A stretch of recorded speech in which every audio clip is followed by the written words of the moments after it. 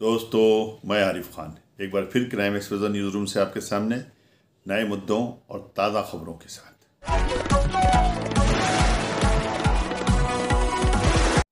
दोस्तों, मैं अपने इस क्राइम एक्सपोजर प्लेटफॉर्म पर न सिर्फ पॉलिटिकल या राजनीतिक खबरें दिखाता हूं, बल्कि सामाजिक और वो खबरें भी आपको दिखाता हूं, वो बातें भी आपको बताता हूं जो आपके लिए बहुत ज़रूरी होती हैं और आपकी ज़िंदगी में काम आने वाली होती हैं।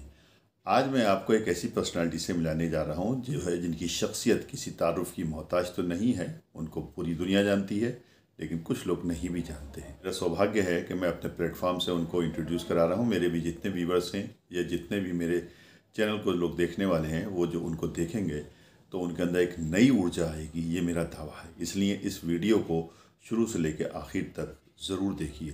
पहले ये हैं IAS डॉक्टर हरिओम। IAS तो बहुत होते हैं, आप सोच रहे हो डॉक्टर हरिओम को क्यों इंट्रोड्यूस करा रहे हैं। ये बहुत खूबियों के मालिक हैं, ये फ़नकार हैं, शायर हैं, गज़ल गाते हैं, गाना गाते हैं और उसके साथ में एक कामयाब प्रशासनिक अधिकारी भी हैं। ये उस वक्त चर्चा में आए थे जिस वक्त योगी जी को इन्होंने गोरखपुर में गिरफ़्तार करके जेल भेजा था।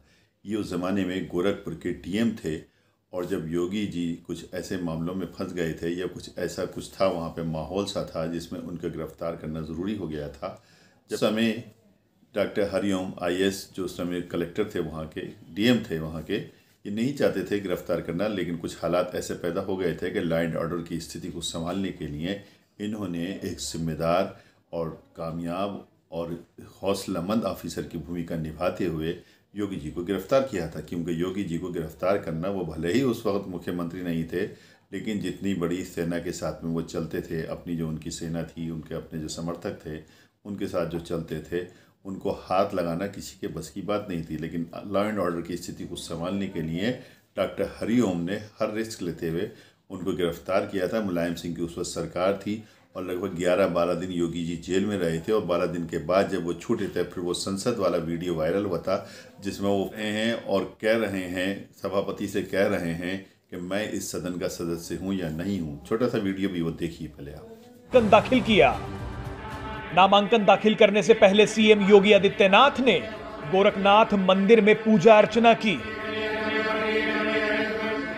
लेकिन आज हम आपको 15 साल पहले का वो किस्सा बताएंगे जिसने योगी आदित्यनाथ की जिंदगी को बदल कर रख दिया था। आज हम योगी आदित्यनाथ के उन आंसुओं की बात करेंगे जिन्हें पूरी दुनिया ने देखा। सर मुझे योगी ने उसी दिन ठान लिया था कि वो इन आंसुओं का बदला लेंगे। CM योगी भले ही अपने कड़े बयानों और तीखे तेवरों के लिए जाने जाते हैं, लेकिन उनका ये चेहरा देख पूरा देश हैरान था। योगी आदित्यनाथ संसद में फूट फूट कर रोए थे। वो वीडियो भी आपको दिखाएंगे। Yogi ji, we all respect you. लेकिन सवाल ये है कि योगी रोए क्यों थे। आपको बता दें कि साल 2007 में मुलायम सिंह यादव की सरकार ने योगी आदित्यनाथ को जेल भेज दिया था और उसके बाद लोकसभा में अपनी बात कहते कहते योगी रोने लगे थे। लेकिन वो दौर कुछ और था। अब उत्तर प्रदेश में वक्त बदल चुका है। अब उत्तर प्रदेश में योगी छाए हुए हैं। CM योगी का खौफ इतना है कि माफिया उनके नाम से कांपते हैं। छोटे मोटे अपराधी तो खुद ही सरेंडर कर देते हैं। योगी पूरी तरह से बदल गए हैं। लेकिन आपको 15 साल पहले का CM योगी का यह बयान जरूर सुनना चाहिए। सर मुझे बोले don't be. Tell him. Go on, Nitin. Yogi ji, we all respect you. Please, we shall certainly look into it. I tell you. मैं तीसरी बार गोरखपुर से लोकसभा का सदस्य बना हूं।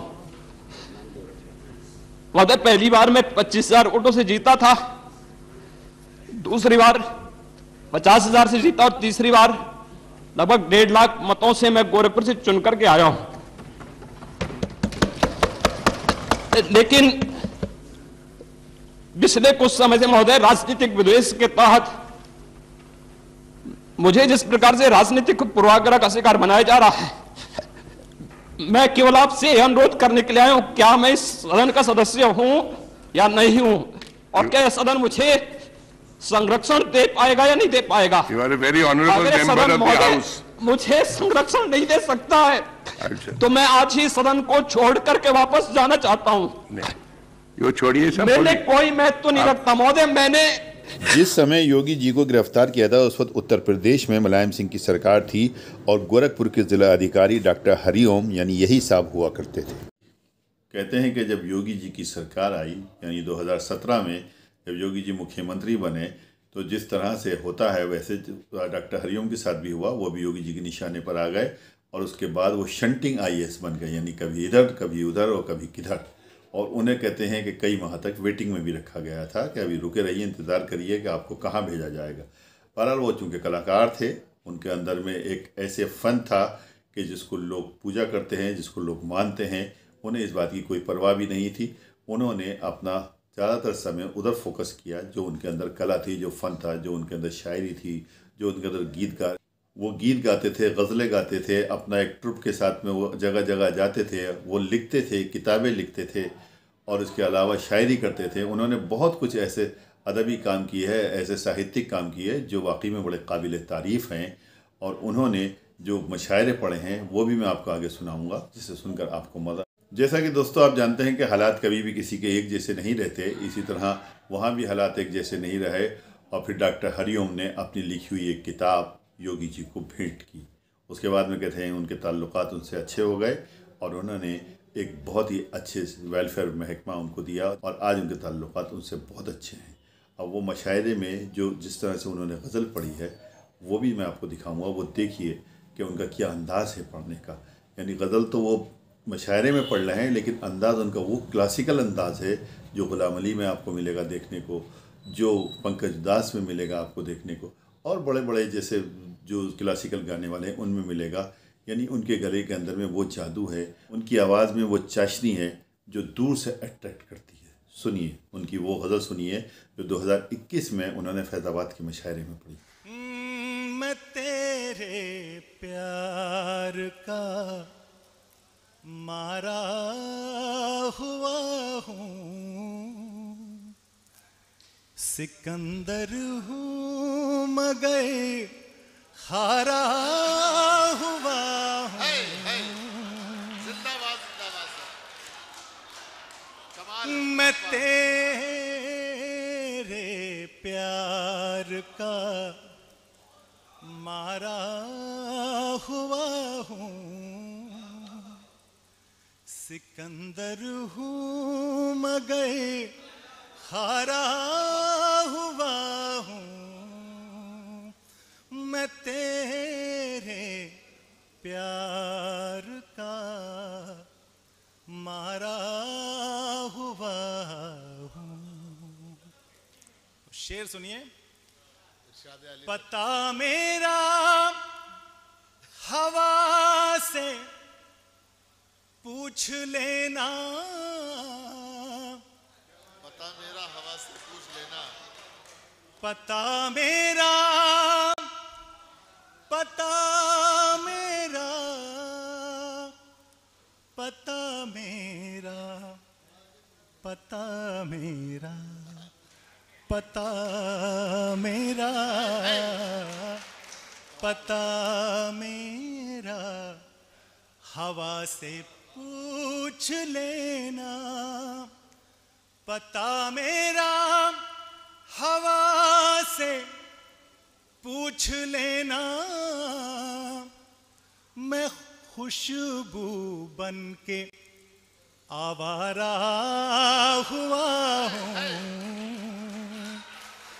मैं खुशबू बन के आवारा हुआ हूँ, सिकंदर हूँ मगर हारा हुआ हूँ।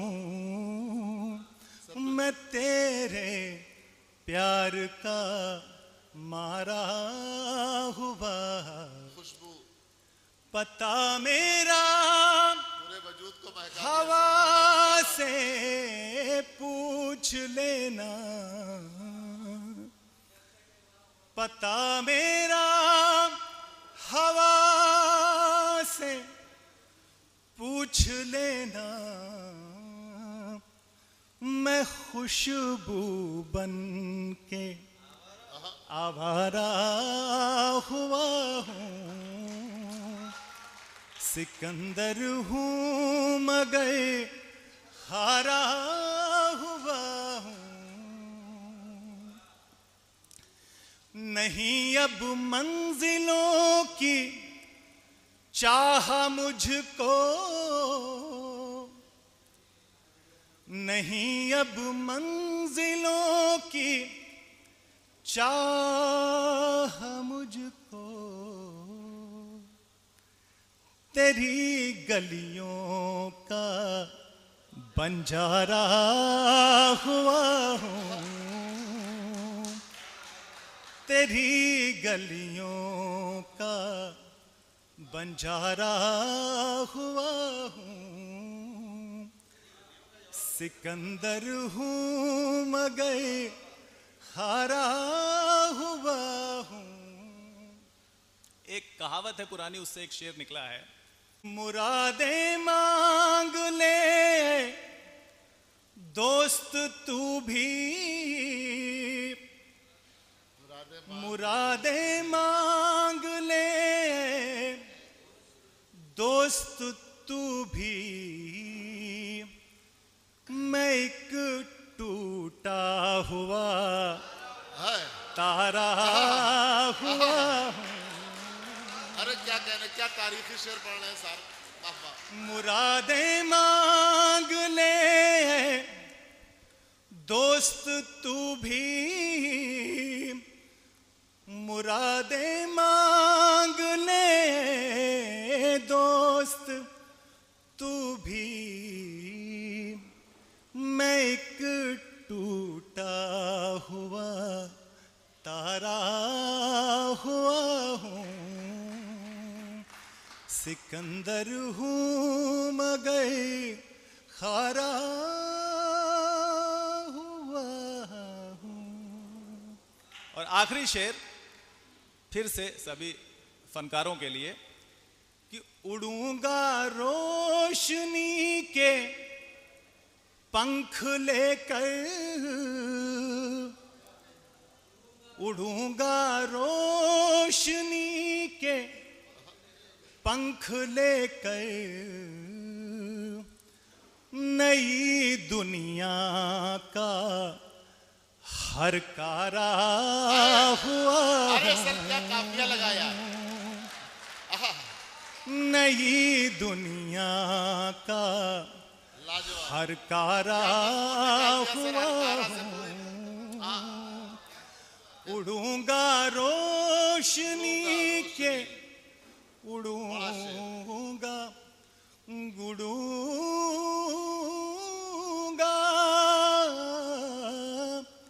उड़ूंगा उड़ूंगा रोशनी के पंख लेकर। नई दुनिया का हर कारा हुआ हूँ। सिकंदर हूँ मगर हारा हुआ हूँ। मैं तेरे प्यार का मारा हुआ हूँ। मैं इससे पहले कि मैं बैठूं, मैं माजरत चाहूँगा।